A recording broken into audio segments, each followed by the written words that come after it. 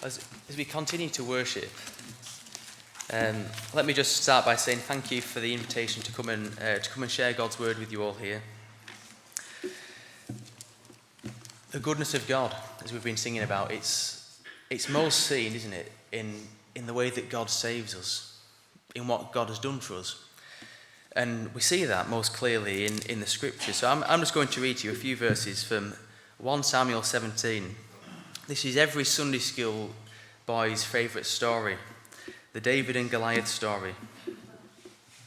Let me just read to you a few words that David says.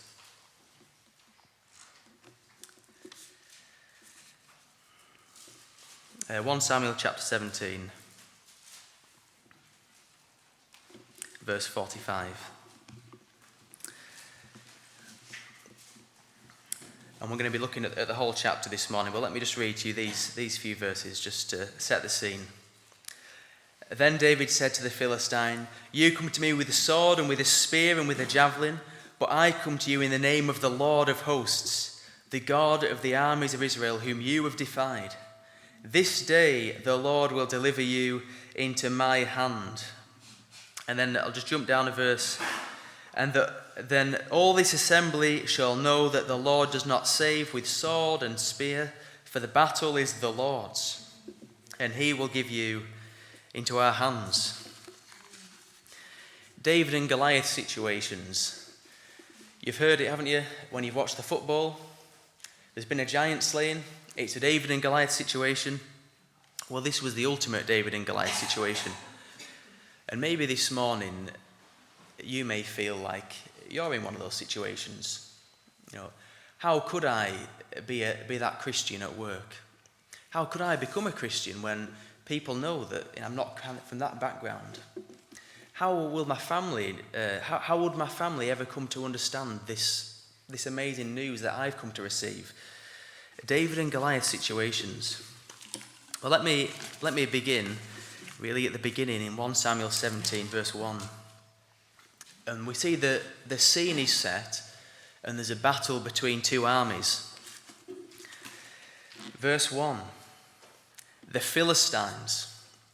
Now these are no ordinary enemy. These are the ultimate enemy of God's people. In verse 1, they've come to raise an army. They've taken their stand in God's land, in the promised land. We see verse 1 there, they're in Judah. And there's a military response from God's people, the Israelites, in verse 2. Saul and the men of Israel gather and they camp in the valley of Elah. And the scene is set. There's an army on one side of the hill, and on the opposite hill there's another army. There's a battle about to begin.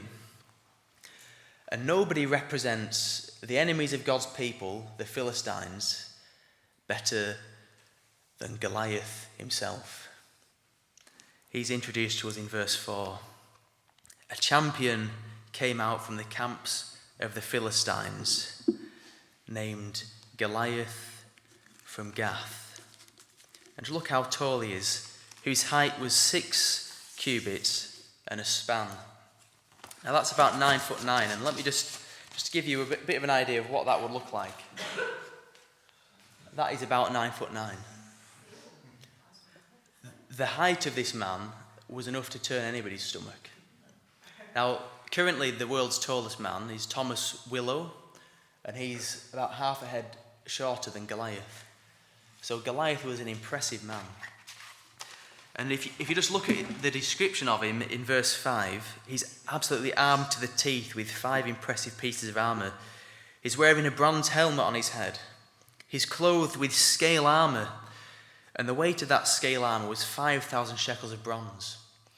Now, some of you are farmers. That is about the weight of a small sheep. So his armour is colossal. His body armour alone is colossal. He has bronze leg protectors in verse 6.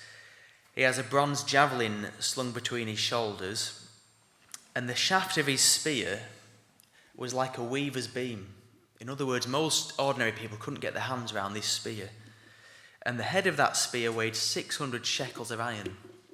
Now that's about the weight of a small turkey that perhaps you had at Christmas. Just the head of the spear. And his shield carrier walk before him. And just look at how Goliath speaks down to the Israelites in verse 8. He says, "Why do you come out to arrange yourselves for battle?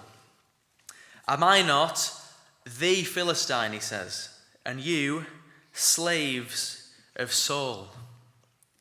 He says, "Choose a man for yourself.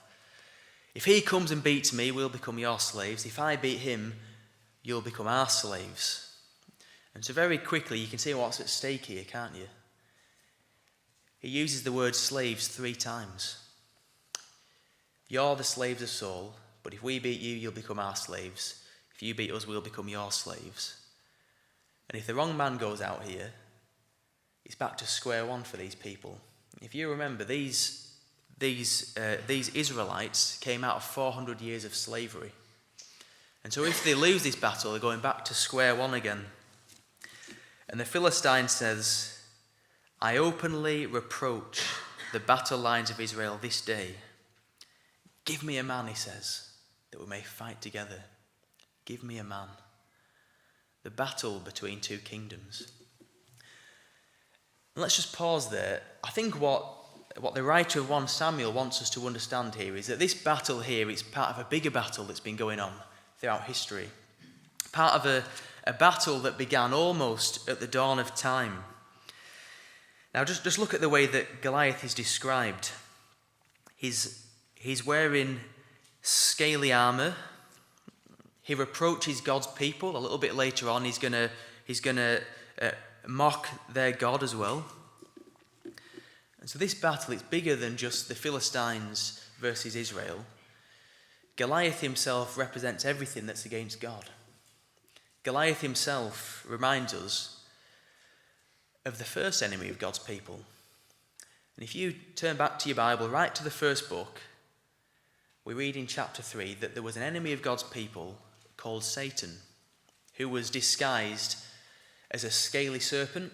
You remember that? And in that confrontation, Satan beat God's people. And that's why there's so much suffering in the world today. And now this is a rematch. But the question I want to ask is, the ultimate enemy of God's people, Goliath, do we not see enemies of God's people today in our lives? Do you recognize that there's a spiritual dimension to the things that are going on around us? You know, why is there so much darkness in England today? Why is there so much desperation, even in this area? Why are bad things happening all the time? It's not just bad luck. There's a cruel, evil enemy of God's people. There's a cruel, evil enemy of you today. And what I want us to see in this battle between 2 kingdoms, it points to a bigger battle that's been going on. The battle between good and evil, between God and the devil. And so before we move on, I just want to ask you the question, which kingdom are you in this morning? Now, there's one thing for certain, there was no fence to sit on in that battle back then, and there's no fence to sit on in this battle that's going on today. And so Jesus says, whoever is not with me is against me. So whose kingdom are you in this morning? Have you trusted the Lord? Are you in his kingdom? So there's a battle between 2 kingdoms, but then in verse 11 we see there's a choice between 2 kings. Now, we've already met the first king, Saul. He was the leader of Israel's army. But for the purpose of this morning, we're going to call him Tall Saul. Because in chapter 9, when he was anointed as king, we're told that he was a head higher than everybody else in all of Israel. He was a big, impressive man. And Tall Saul was anointed. But if you know the history of Israel, you'll know that Tall Saul was disobedient to God. And so God's spokesman called Samuel, he anointed another king. A king who would be called David. And we meet him in verse 12. Now, David was the son of an Ephraimite from Bethlehem, whose name was Jesse. And basically, David is the youngest of 8 brothers. He's a shepherd, part-time. He's a delivery man, part-time.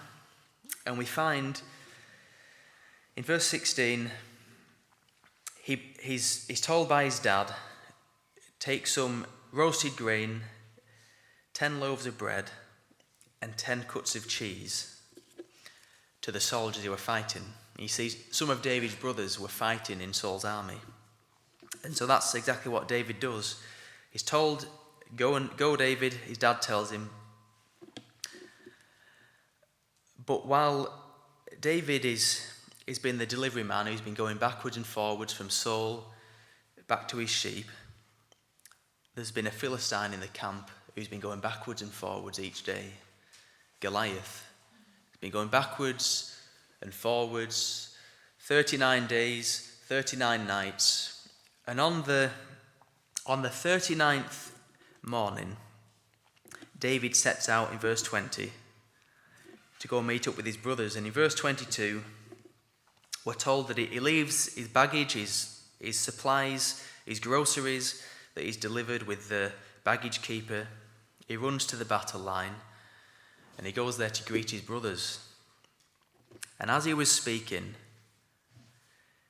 behold, the champion, the Philistine from Gath, named Goliath, was coming up from the battle lines of the Philistines. And he speaks the same things again. Send me a man, he says. Send me somebody. Send me anybody. If he beats me, we'll become your slaves. If I beat him, you'll become our slaves. And when all the men of Israel saw this, they fled, and they were greatly afraid. And little wonder, I think I would be afraid. And there was nobody more afraid than Saul himself. Because as Goliath looked across to the camp of the Israelites, who is it that sticks out like a sore thumb? It's Saul, isn't it? Tall Saul. And so to get himself out of the hot water, we read in verse 25 that he set up a bit of a bargain, basically. So David asks the men about this, and he's told that it will be that the king will enrich the man who strikes him down. Do you see what Saul's done here? King Saul, he said, if somebody else will go, I'll make him rich. And he says, I tell you what, and if somebody else will go, I'll make them the king's son-in-law. They're going to be a prince in Israel. And then he pulls the ace card out. He says, if somebody else goes, I'll make their family tax-free in Israel. And David asks about this. He says, what will be done for the man who takes away the reproach from Israel and strikes down this Philistine? He says, because he is this uncircumcised Philistine reproaching the battle lines of the living God.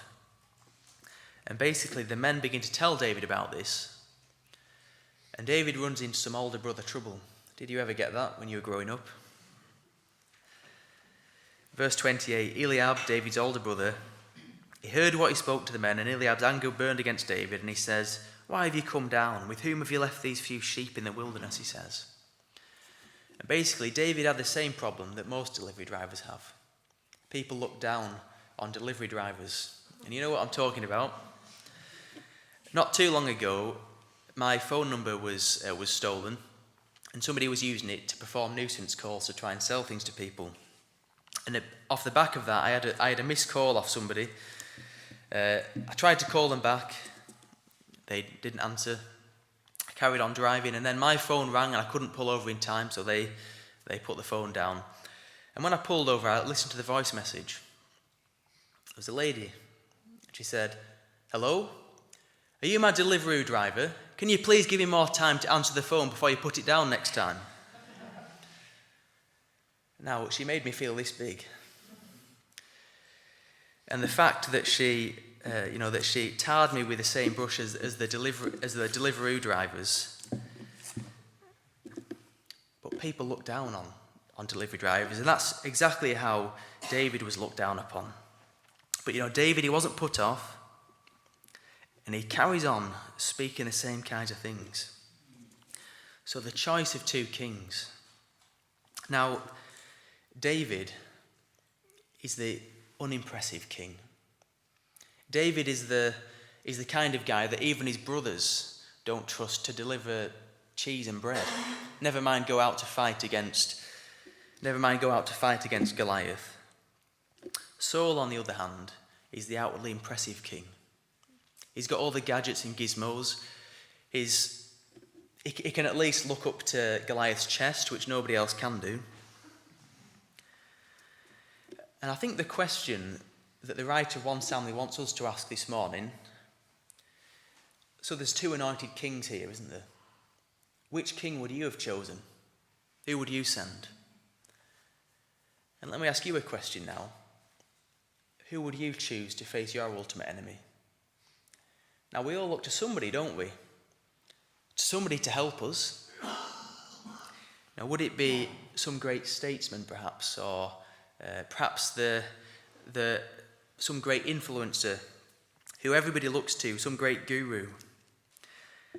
In 2002, the BBC crowned Sir Winston Churchill as the greatest Brit who ever lived. And he was a great man. But as great as Winston Churchill was, he has the same problem that all of the great men have. That eventually they die and they become a footnote in history. That's right, isn't it?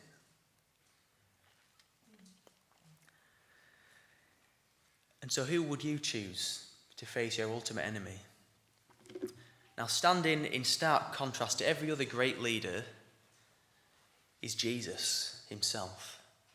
Every other great man either will die or has died. Jesus himself has died and has risen from the grave. And so I want to encourage you this morning. It's so tempted, isn't it, to look to somebody outwardly impressive, to look to something outwardly impressive to fix my problems. The greatest problem I'm facing, is it death? Is it darkness? Is it my own sin and my own past? Who can deal with that? Every other great person will let us down, but Jesus himself will never let us down.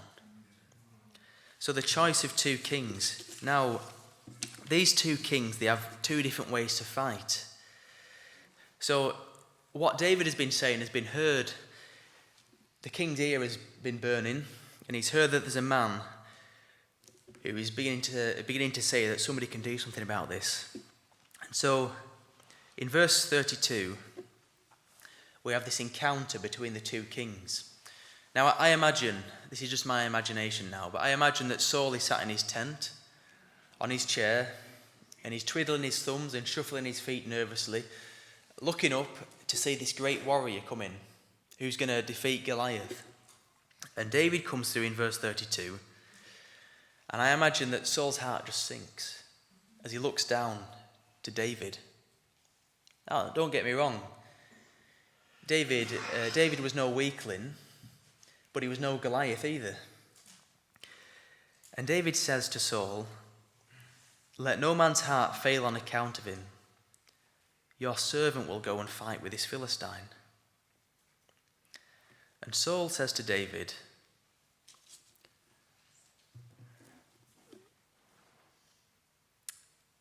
"I appreciate you coming here, David. I wish I had 100 men in my army that were as brave as you." He doesn't really say that. Maybe he did. But he might as well have done. He says, "You're not able to go against this Philistine and fight with him. You're but a youth." Little David. And he's been a warrior from his youth. But David's not put off. David says, "I know a thing or two about wild animals attacking the flock."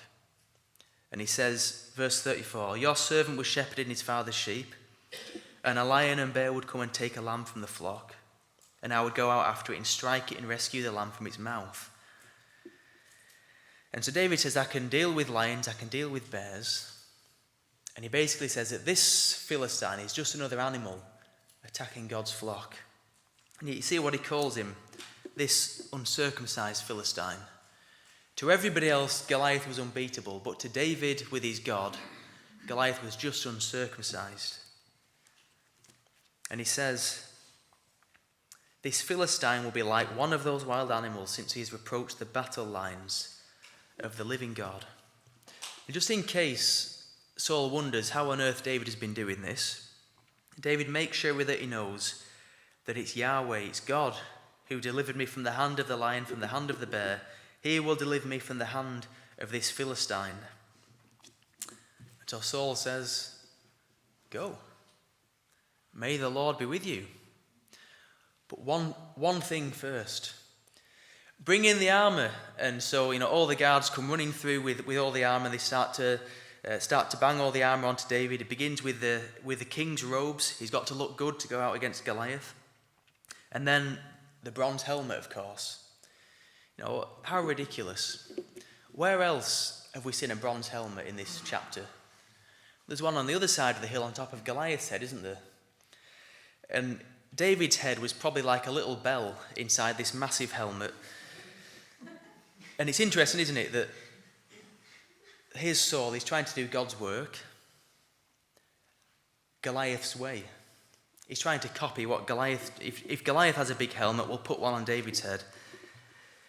And so all of this armour is on David, and maybe it looks a bit loose. So verse 39, they put maybe the sword belt will kind of tighten everything up and it'll be okay. And we have this comical picture of David trying to walk around in all this armour. And he says, I can't go with these. This is ridiculous. This is beyond a joke. He says, I've not tested them. So David takes them off. And if Saul did things Goliath's way, the impressive way, David does things the complete opposite. Now, Goliath's got 5 impressive pieces of armour. And David, he's got a stick and 5 smooth stones in his shepherd's bag. And he heads off down the hill to meet the Philistine. So 2 ways to fight. What a contrast. The Saul's way, send David out with all the gadgets and gizmos, with all the most modern equipment. Saul's way is based on what looks outwardly powerful, but David's way is about trusting God, isn't it? Faith in God. Nothing showy or impressive about 5 smooth stones. Now, what I want to say is, as Christians, we are called to build God's kingdom. Now, you'll be thankful to know that you don't need to know anything about ancient warfare to take part in God's kingdom. You see, God's kingdom today is a spiritual kingdom. But we have that question, don't we? How is God's work going to be brought forwards? Surely it'll be through a famous person becoming a Christian, and if they share their testimony, everybody else will become a Christian, right? Or, Here's one I heard. Somebody I know, he was a minister of a church, and every Sunday somebody used to come and light candles in the church. And to be honest, he never even noticed. But that's just what happened, and everything carried on. But one Sunday the candles weren't lit, and he hadn't realised the person must have been on holiday or something. And somebody came to him afterwards and said, I couldn't worship God this morning.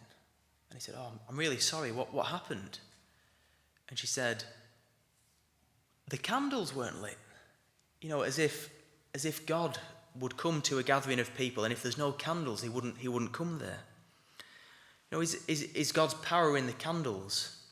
Or is God's power through a celebrity becoming a Christian to tell other people? How is God's work done in the world today? And I want to say, if you feel like an ordinary Christian, then you're the kind of person that God's work will be done through today. It's interesting, isn't it? If you read Paul's epistles, one in 2 Corinthians, he says that there's not many mighty, not many noble, not many great men, but God has chosen the foolish things of the world to shame the wise. God has chosen the weak things of the world to shame the powerful. So God's work's done through ordinary people. God's work's done through quite a simple message in a way. You know, who would have thought that somebody's life could be transformed through the message of the cross? The Apostle Paul says, the message of the cross is foolishness to those who are perishing, but to us who are being saved, it is the power of God. That's where the power of God is. And then, perhaps most obviously, the weakness of God's salvation, or the apparent weakness of God's salvation, was seen in Jesus himself. You know, there was nothing about Jesus, nothing attractive, no form or comeliness that we should desire him. He was a carpenter from Nazareth. What's so special about him? And then he was crucified in weakness. But you know, God was pleased through the foolishness of what was being preached to save those who believe. Jews demand signs and Greeks look for wisdom, but we preach Christ crucified. And if you want to know the way to fight the Lord's battle today, it's through presenting the work of Christ. That he lived for us. He came for us and for our salvation. That he died for us. That he rose again for us. That he ascended to heaven for us. That he prays for us in heaven. That his Holy Spirit's with us today. Two ways to fight. And then, what we've all been waiting for, the two champions finally meet. David comes down the hill. Goliath comes down the hill. Verse 41, the Philistine came on and drew near to David with the shield bearer in front of him. And the Philistine looked and he saw David and he despised him because he was but a youth, ruddy and handsome in appearance. And the Philistine says, am I a dog that you come to me with sticks? And then he curses David by his gods. Now that's interesting. It was David who brought God into the picture first of all, with Saul. And now here is Goliath bringing God into the picture. And suddenly this battle has become something much bigger than even David and even Goliath. It's become bigger than the Israelites versus the Philistines. This battle has become about the false gods of Goliath versus the true God of Israel. And so, verse 44, Goliath says, I will give your flesh to the birds of the sky and the beasts of the field. But what Goliath doesn't realise is that he's just stepped into the ring with the living God. And David says, you come to me with sword and a spear and a javelin, but I come to you in the name of Yahweh of hosts, the God of the battle lines of Israel, whom you have reproached. This day Yahweh will deliver you up into my hands. I will strike you down and remove your head from you.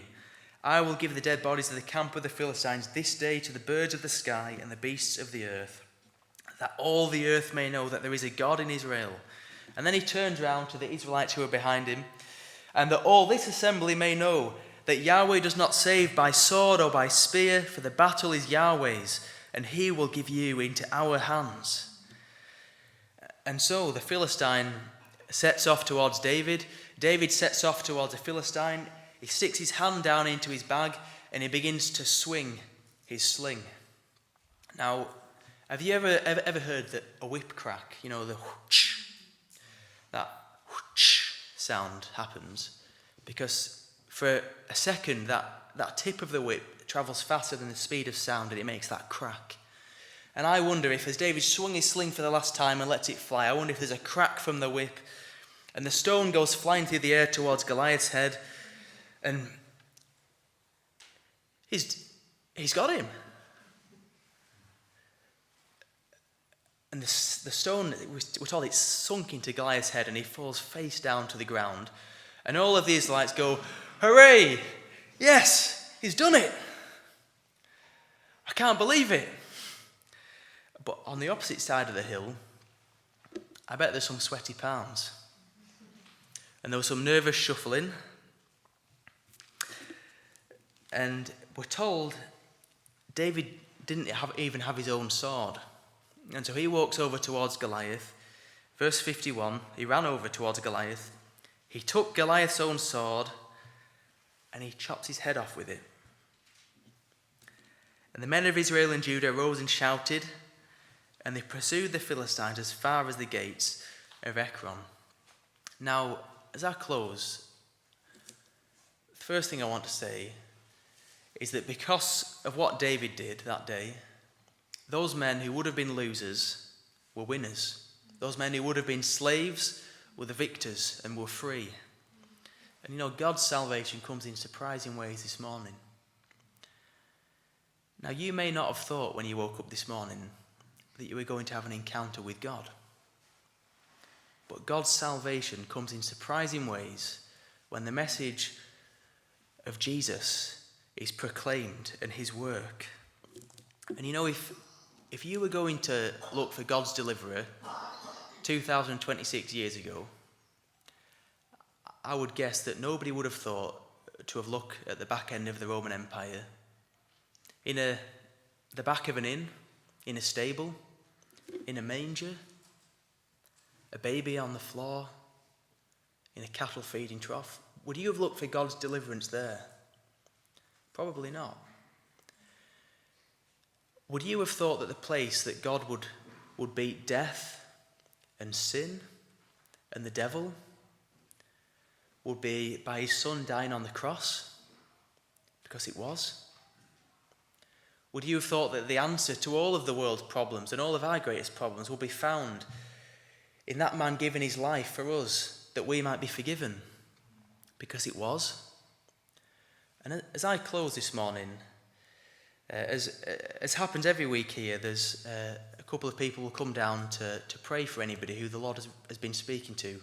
And maybe this morning the Lord has been challenging you to trust in him, to give your life to him, to commit your life to him. Can I encourage you to do that this morning? You know, we can follow all kinds of people, but at the end of the day, the only one who can deliver us is the greater Son of David, Jesus himself. And as we've seen, you know, David is but a faint picture of what Jesus could do for us. And so can I just encourage you this morning, respond to the Lord, trust in him. And as we close, we're going to sing an amazing hymn of response, which is By Faith We See the Hand of God. So thank you.